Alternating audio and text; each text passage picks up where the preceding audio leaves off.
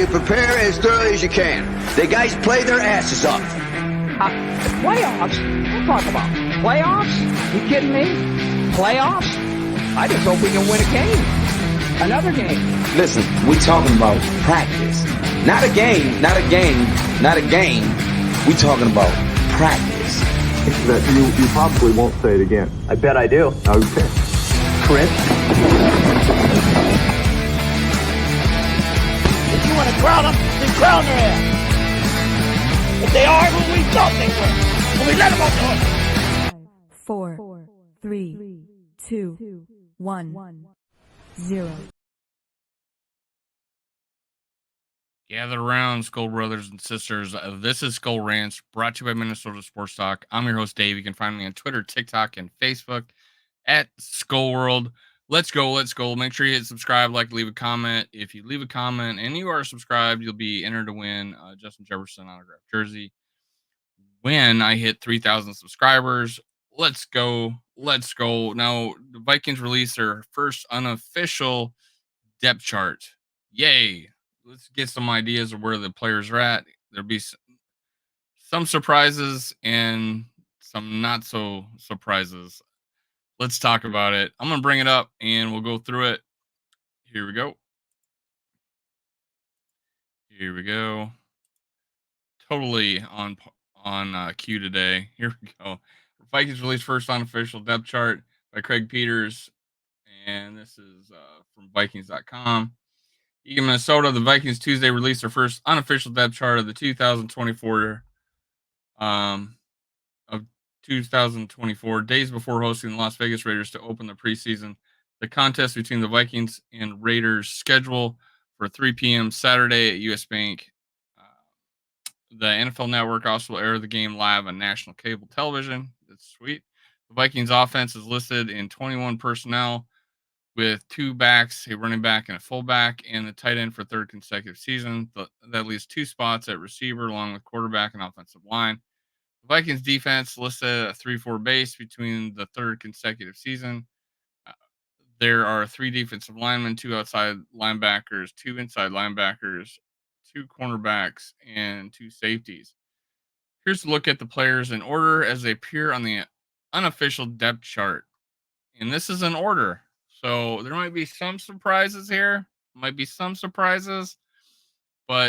here we go. We got the starter, Sam Darnold, currently listed as a starter. Not a huge surprise, but hey, a little motivation for J.J. McCarthy. Nick Mullins and Jaron Hall are nowhere to be seen at second. So J.J. McCarthy listed as second. I think that was pretty obvious. Running backs, Aaron Jones, senior, obvious leader in the clubhouse, Pro Bowler. Ty Chandler solidifies himself as the second running back. Kenny Nwango, Miles Gaskins, Dwayne McBride. All right, Dwayne McBride still way down on the depth chart. Bubble player. Fullback, starter CJ Ham, that is just the mainstay in our depth chart and the only fullback on the roster right now.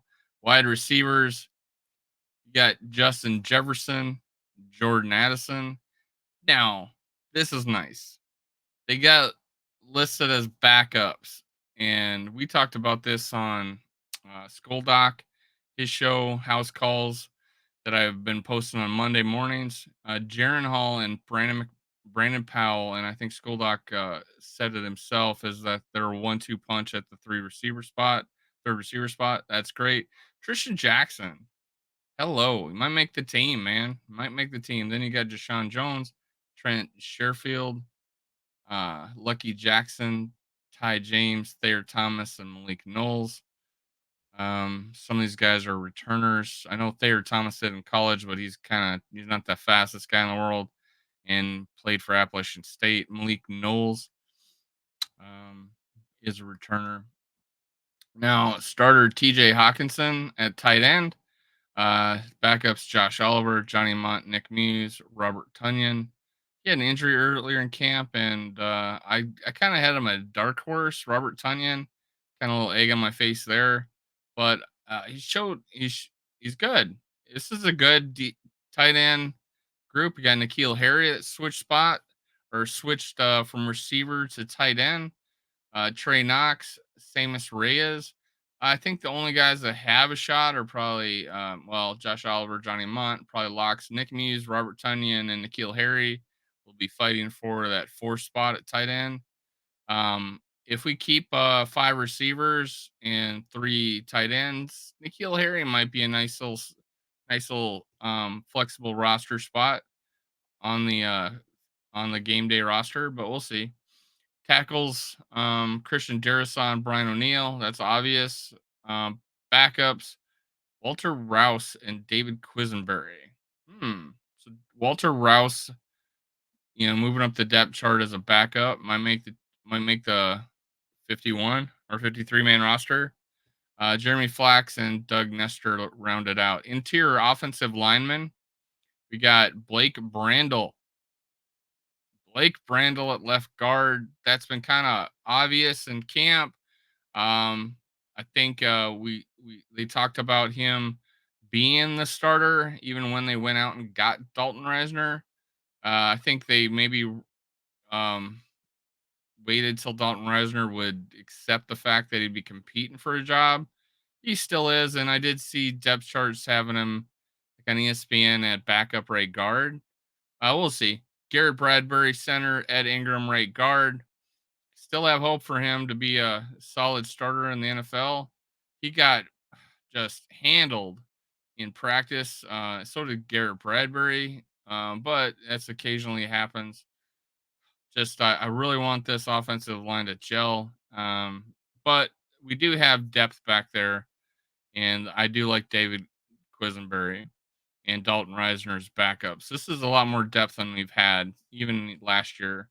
I give credit to Kwesi. We had a terrible second offensive line. They went out and got like a Dan Quisenberry, and it did help. And he did see time, so it was important that we did get him. And then they just continued to make sure that we had a solid at least a solid offensive line, at least with backups. And I like it. Now back, Michael Jurgensen, Dan Feeney, Dalton Reisner, Tyrese Robinson, Henry Bird, and Spencer Rowland. I guess it's not a surprise. Michael Jurgens is backup left guard. Dalton Reisner's backup right guard. I thought he only played left guard. So this really means that we think Blake Brandel is more solid at left guard, and that Dalton Reisner's not backing him up, but he's backing up Ed Ingram. And I seen this on depth charts, and it does look that way, that we got the way they got it listed, because they got Dan Feeney as backup center in the middle of those. So that makes sense. Defense, outside linebacker, Jonathan Grenard and Andrew Van Ginkel. I think these were probably good guesses to be the starters. Now backups, I don't. This is a lot more depth than we had in the past. Pat Jones the second and Dallas Turner. Now, a guy that's really making waves is Gabriel Murphy. And Jihad Ward is also there. It looks like they got them kind of back to back. Gabriel's backing up Pat. It's kind of like in order of pairs. So, but Gabriel Murphy is the guy that's been standing out. Owen Porter, Andre Carter II, and Bo Richter.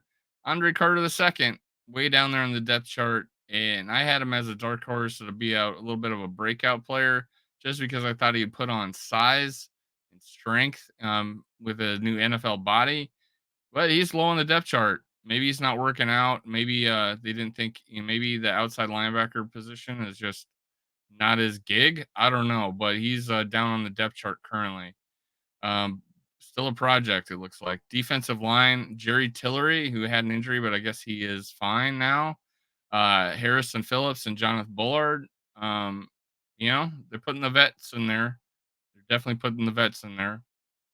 Now, backups on that.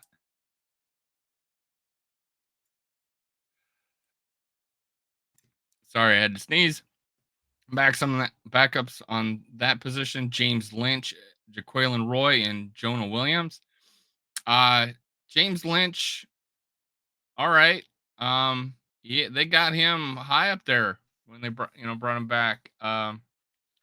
Jerry Tillery, Harrison Phillips, Jonathan Bullard, and our backup is James Lynch. This might be a positional thing at the end, and then you got Jonah Williams on the other side, and then you got Jaqueline Roy as the you know three technique. Um, so I like the Jaqueline Roy as depth. Now Levi Rodriguez has jumped up the depth chart. They got you notice they have the colon, the semicolon, um, dividing these names up. If you look closely, you got James Lynch, Jaqueline Roy, and Jonah Williams, and then it's semicolon, and then you got Levi Drake Rodriguez, Taki Tiamani, and Jalen Redmond, and then semicolon Tyler Manoa. So it kind of tells you the groups they're in. Like Tyler Manoa is like fourth team, and then Levi Drake Hernandez. He's played with the ones, but they got him as third team.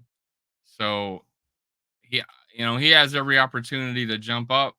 This is not set in stone. These guys are all fighting for backup spots, but I think the top three are pretty solid. Blake Cashman and Ivan Pace Jr. That's kind of a nice story. You go from UDFA to starter in your second year, and you started a few games in your first year. Blake Cashman and Ivan Pace Jr.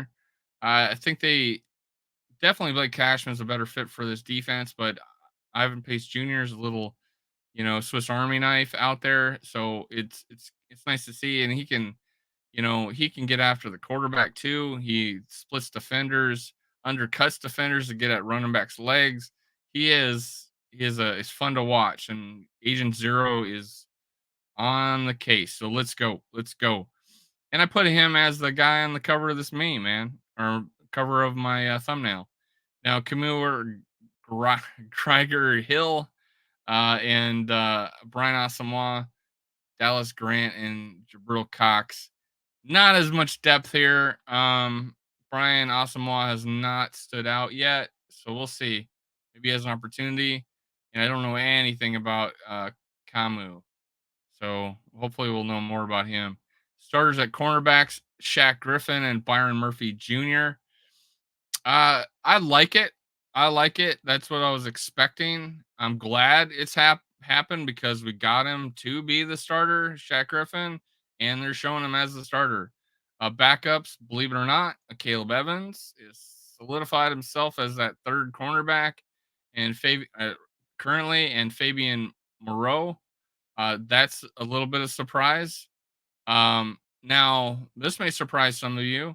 Andrew Booth Jr. as the fifth cornerback. Then you got AJ Green the third and Jacoby Francis. Now they got him in that groups between the semicolons, so maybe they're even. But they listed Andrew Booth Jr. first, making him the fifth cornerback. But this is a surprise. You got Jalen Williams, Duke Shelley, Dwight McLaughlin, and Najee Thomas at the end there. I think this is more of a listing them in the vets, and you kind of see the pattern because Dwight McLaughlin has showed a lot. And then you got Najee Thompson as I thought he was going to switch to safety, but I guess not. Najee Thompson as cornerback, but he is basically a special teamer at this point. We may have six corners. We'll see. Safety starter Harrison Smith and Cameron Bynum. That is expected. Backups Joshua Metellus, Theo Jackson, Jay Ward, and Lewis Seen. Bobby McCain. Now this is important. If you have four safeties out there, you now have Harrison Smith, Cameron Bynum, Joshua Metellus, and Theo Jackson. That means I thought Jay Ward, there was talk about how he switched to the cornerback room. He's in here at safety on their unofficial depth chart. I saw some reports of him at safety, or at corner, but here he is, safety. And he was drafted. They announced him as a corner, but he's still safety in 2024. And Lewis Seen looks like the top four guys, and Theo Jackson standing out. And we talked about that in school doc at house calls. But Harrison Smith, Cameron Bynum, and then Josh Metellus, and then you got Theo Jackson as the next guy. And doesn't look good for necessarily for Jay Ward and Lewis Cine. One of these guys is maybe both make the practice squad, but I don't know. Maybe they're looking to move Lewis Cine. Lewis Cine's he's been held out of practice, not been practiced much, lower leg soreness. I mean, did break a leg. I don't know if it's the same leg. A lot to read into that there, but he is not anywhere near high on the depth chart. So that's what we think here. Now, like big surprises, well, nice surprises is the to see Evan Pace Jr. at linebacker, starting linebacker. All the free agent acquisitions are listed as starters, so that's nice that they're panning out so far. Receiver, I'm a big Jalen Naylor fan, so it's awesome to see that he could be our third receiver. And I've been calling that since he got drafted. I'm happy to see it. I got a little weary about being injured, where he did not get playing time because of that, and kind of got lost last year after that. But when he does play, he looks very capable. Um, just all the free agents working out, being at the top of the depth chart, at least the big ones, is nice.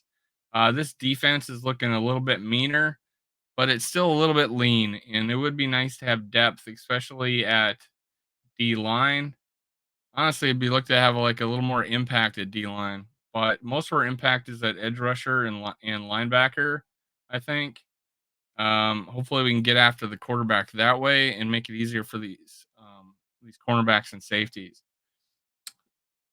Where we're deep at, obvious receiver. Running back actually looks pretty deep now that we got you know Ty Chandler at second running back instead of starter. So I feel pretty deep there. Kenny Nwangu, who knows, he might break out a little bit. Kick returner, especially with the new rules. But and then another deep position, obviously, is tight end with Josh Oliver, Johnny Mutt, Nick Muse. Now the big battle, obviously, is at quarterback, JJ McCarthy and Sam Darnold. It does look like more of a true competition, and there is an outside chance. I've kind of moved up to 40% chance that JJ McCarthy would be the week one starter. I am hesitant to say 45 or 50 yet, but we'll see in preseason. You go look at a preseason game. If he gets a start in preseason and his start looks better than Sam Darnold's start, I'm moving him up to 60% starter. But we'll see. We just got to see on that. If there, you can tell if they're really thinking about him, they'll give him a start in preseason, and it would be in week one. Or it would be in week two. If he's not starter in week two, preseason, um, I'm moving him down I'm moving him down to second and keeping him there, based on what I see with the Vikings. If he's beat out, or if he looks not as good as Sam Darnold when he does start, moving him down. If he comes out and starts week three again, that's him. That's them saving Sam Darnold for the first week of the season. And then we know for sure who the starter is. They'll probably announce the starter after week two. Um, yeah, I would think so. I think they'd wait to announce the season starter until after week two, see how that goes. But I'm excited about this season. I don't know about you guys. Tell me in the comments who you think it surprised you, who you think not doesn't surprise you. Tell me how you think the quarterback battle is going to go. I want to know about all those things. Tell me what you think the defense is going to do, whether or not it's going to be a top 10 defense. A lot of questions there. I think we might be hurting a little depth wise still at defense. And I still think we're going to be a pretty explosive offense, even with the new quarterback. We may not be always consistently explosive, but we still have all the weapons in the world, and especially with Ty Chandler when he comes back. So hey, comment And make sure you subscribe. Win that jersey when I hit 3,000 subscribers. Skull Vikes. Cue the music. You prepare as thoroughly as you can. The guys play their asses off. Playoffs? Don't talk about playoffs. You kidding me? Playoffs? I just hope we can win a game. Another game. Listen, we talking about practice. Not a game, not a game, not a game. We talking about practice. That you probably won't say it again. I bet I do. Okay. Chris? If you want to crown them, then crown their ass. If they are who we thought they were, and we let them off the hook.